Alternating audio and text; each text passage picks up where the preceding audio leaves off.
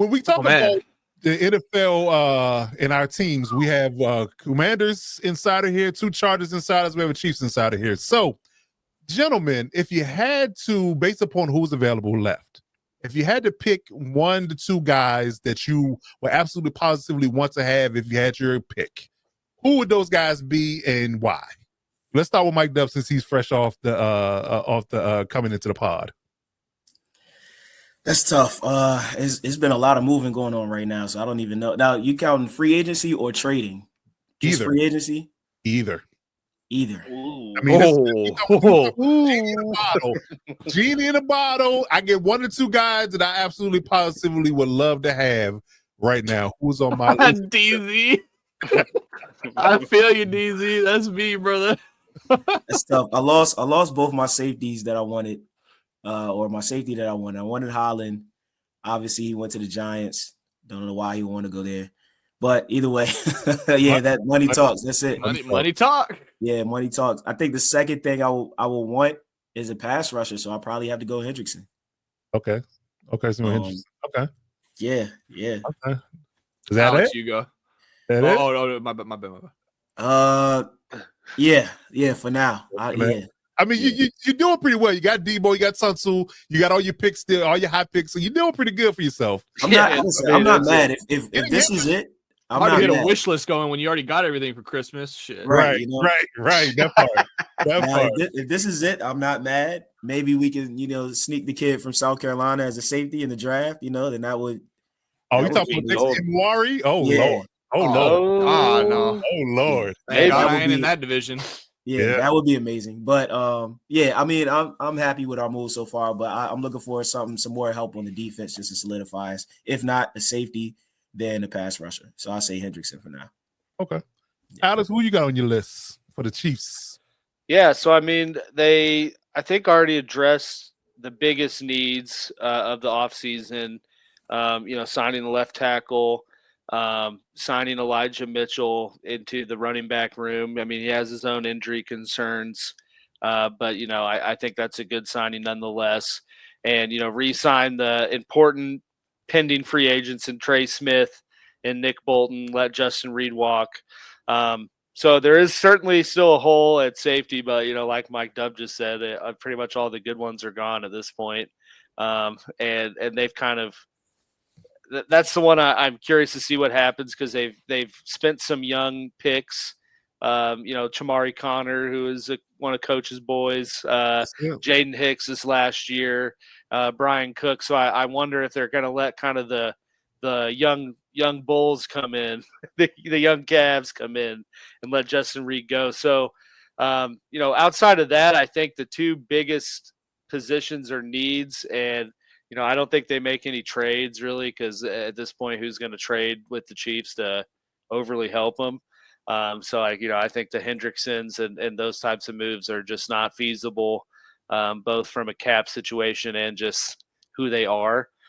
So looking at free agents, I think they need to still add to the wide receiver room because right now you just have Hollywood Brown, Rashee Rice, if back fully healthy and not suspended, and Worthy, who is free, in case anyone forgot about that, end of the story. They never report when the charges aren't filed, just that they might be, but they definitely need to still, I think, bring in a veteran presence to that room. That's a younger, inexperienced room.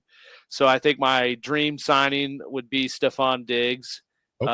On some type of 1-year prove-it deal coming off of the ACL injury, perfect time frame of him probably still wanting to try to get one final bag, but not really having the 2024 tape to put up with that. So, I think he needs to kind of do what he did in going from Minnesota to Buffalo and just latch on with a good QB and show teams, hey, I still got a few years left in me. And I think that's the perfect situation for KC to get what they need out of him with that. So, I think Diggs or Amari Cooper, one of those two, like a veteran that if the market stales out, you can get on a pretty good, pretty cheap deal. And then, they need to definitely add to the edge rush room or just the D line in general. Because right now they literally have Chris Jones, Mike Dana, George Karlaftis, and Felix and DK Uzoma. And I know at least one or two of those guys, you guys are like, who the hell are they? So, that's some issues. They got to add to that. I think ideally, like realistically, they probably add one of these veteran veteran edge rushers out there, like like your Matt Judons, Darius Smith, one of those types of guys that I think still has a little bit of juice, but it's not going to have to be, quote, the guy. But other than that, I think it's Aziz Ojulari, who is like a primo Veach guy, former first-round pick, has all the tangibles, is still relatively young, but hasn't really put it all together. Like that's the type of guy that Veach would gladly give, hey, here's 2 years, 24 mil. Show us what you got. But I think those are, edge and just adding to the receiver room are the two remaining needs for the Chiefs. Okay. Robert, who you got for the Chargers? My answer is D, above all. So All every single free agent that is available, sign them all. Sign them all. Get every single one. Go to settings, shut salary cap off, and just go. 1 year deals galore. Yep. Realistically, though, I mean, trade wise, this is really going to be the only thing that kind of makes this all okay. Is if we have some I mentioned this at the start of the show too, if we have some just insane trade that we've been working on behind the scenes and we're just doing the best job at keeping, shut about it, cool. All more power to the front office, and I will take my place as a fan and never question it again. Right. But seeing as that's probably not the case, I would definitely want us to go after based on who's left, like Alex said. Yeah, seriously. Yeah, it's pretty much. But like Alex said, I mean, Amari Cooper or Stephon Diggs, either one of those guys would be just an instant impact signing for us. Outside wide receiver, need somebody who can consistently play outside. Since you have Ladd in the slot, he can play outside too. So, like, just having that constant X on the outside is something that we desperately need. I want us to address this D-line situation, this edge room in particular. I think Josh Uche is somebody who pass rushing specialist. Yeah, former Chief. I think bringing him in on a cheap contract just to get some bodies in that edge room, man. I feel like we're just barren right now. I think all we have is Khalil Mack and Thule, if I'm not mistaken. And Bud Dupree. And Bud Dupree. Okay, yeah. So we got Bud as well. I mean, Bud and Khalil are two incredibly aged vets, and Thule he's shown flashes, but nothing consistent yet. So we definitely need to shore up that room. That has to be, and then I mean, do I even need to get into the interior O-line anymore? I mean, beat a dead horse if you want. Beating a dead, as that horse has been dead all season long, and we're still beating it, man. It's rough. But gosh, yeah, I was really not kidding when I said anybody. We bring in any guards, centers. Yeah. We do something to help Herbert, man.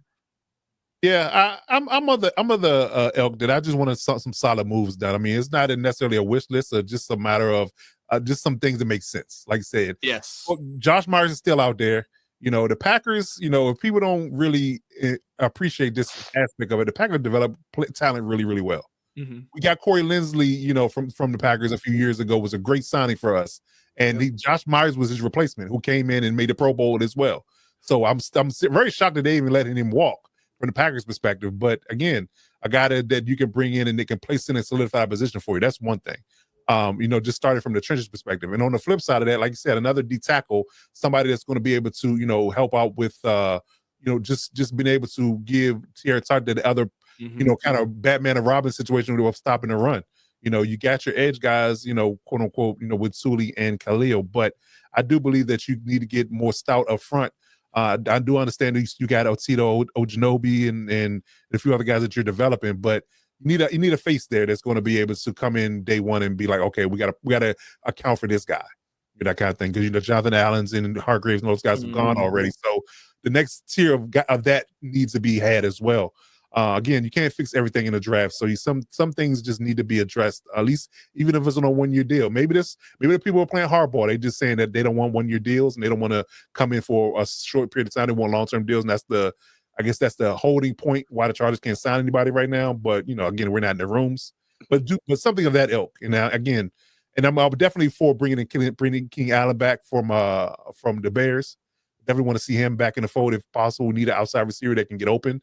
Like I said, Robert brought up the point earlier about separation being a big problem for our receiver room last year and being able to beat man coverage. And Ken Allen is, the prototypical person to do that. And again, very familiar with the organization. Everybody knows him. That's been in the locker room for more than a couple of years. So I think it's an easy and slam dunk move. Assuming he's not sour with the regime, because they traded him last season. But yeah. That, and again, I brought up Azeez Ojulari again, getting faster off the edge. Having Khalil Mack as a good run stopper and a good power rusher is one thing, but you need a guy that can get after the quarterback from a speed perspective, because again, you got Mahomes, Knicks, Geno all in the division. You got Lamar, Josh up north.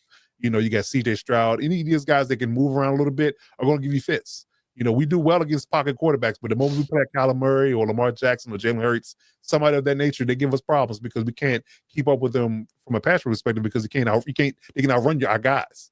And so we play the NFC East this year, so we're playing Jalen, we're playing Jaden, it could be playing whoever gets the Giants job, from a quarterback perspective. That's another thing. So again, yeah, it's something that needs to be addressed from that perspective, getting faster and more dynamic from an edge perspective. So that's my thing. I just solid moves. I don't even have a wish. I just want solid moves. My wish is solid moves. That's my wish. I'm a simple guy. I'm not asking for much.